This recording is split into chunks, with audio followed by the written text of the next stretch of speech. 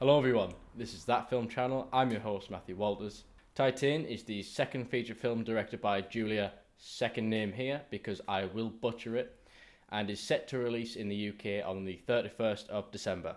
As was the case with Last Night in Soho, I was fortunate enough to catch an early premiere screening of Titane at the Tyneside Cinema for the BFI Film Festival.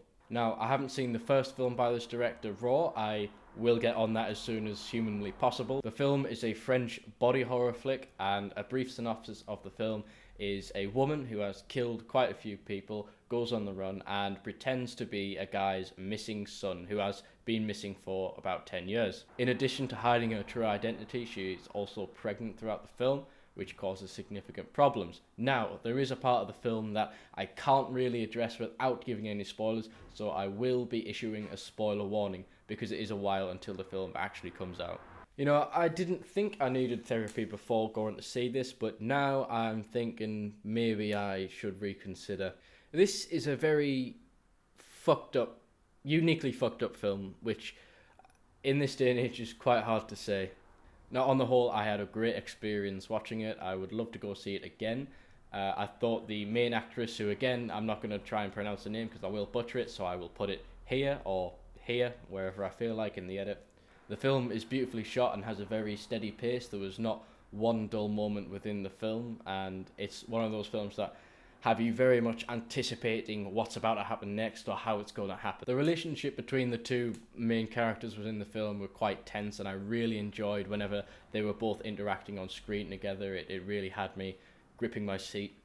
However, as far as emotional investment is concerned, I couldn't really find myself connecting to anyone, which isn't necessarily a bad thing. It really depends on what the film is trying to do. It achieves a lot else, so it's a bit void in that sense, I feel. Now, I'm going to keep this one very brief because in a few hours I'm going to go catch an early screening of The French Dispatch, which I am really excited for, and I've eagerly awaited. Again, like with Last Night in Soho, and pretty much all the movies that were meant to come out last year and are finally coming out this year. And rest assured, there will be a video on The French Dispatch.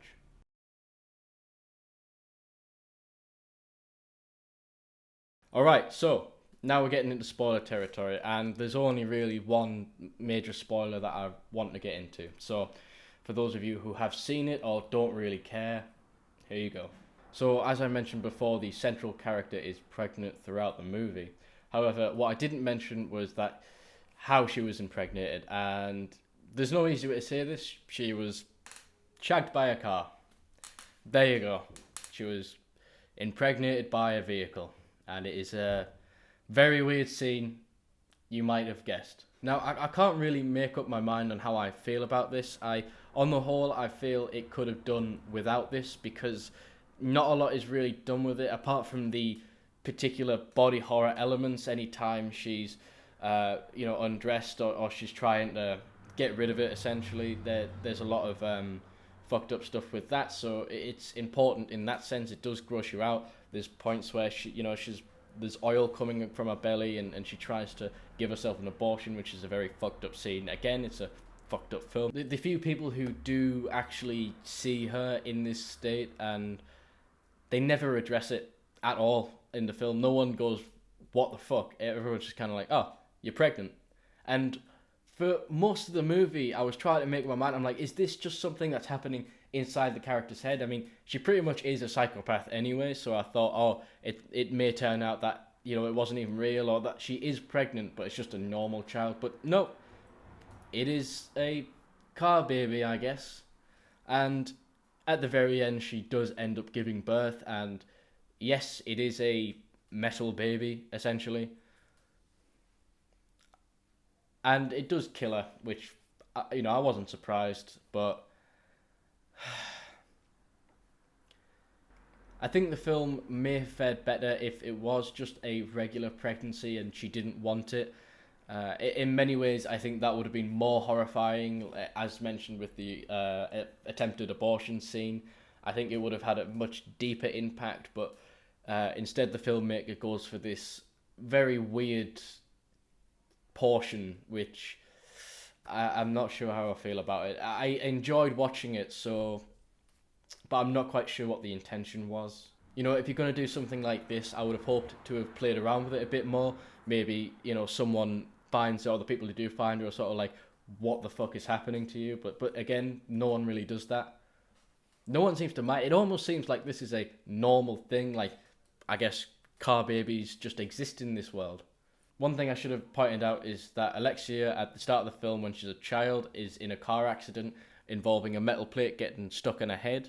But again, nothing's really done with that. There's a line within the film which is like, can the plate be moved? And the doctor says, no, not without serious like trauma to the head. And I thought, oh, this is going to come back later, and it doesn't. The closest the film gets to really using it is when someone's shaving her head and they almost nick it, or it seems quite painful. I guess when it comes to a body horror flick, you expect body horror, and the film definitely delivers on that front. It will probably gross and freak you out. But as far as my investment in the characters go, I think the deepest the most I really felt was for the father, who at one point you realise he actually knows that it isn't his son. He just needs someone, and it's brought up before with when the mother of the missing child also comes back and realises that this isn't her son. In fact, she seems to almost know from the very beginning. But again, she sort of comes in and then leaves and doesn't come back. But for all of these criticisms that I'm giving, it's a very enjoyable film. It is very entertaining, and as I've said before, it delivers on what it tries to do.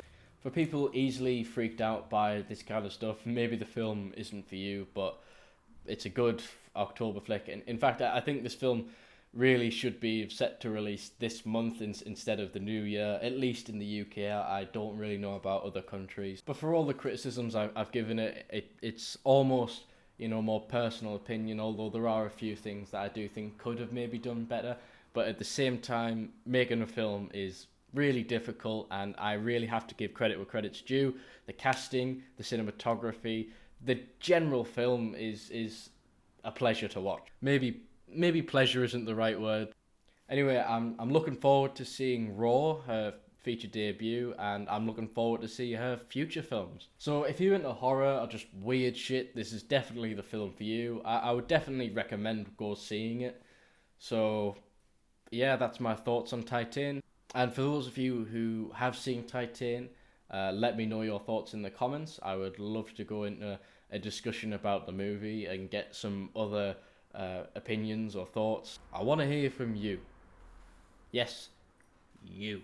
And with that, I'm your host, Matthew Walters. Thank you for watching. I'll see you in the next one.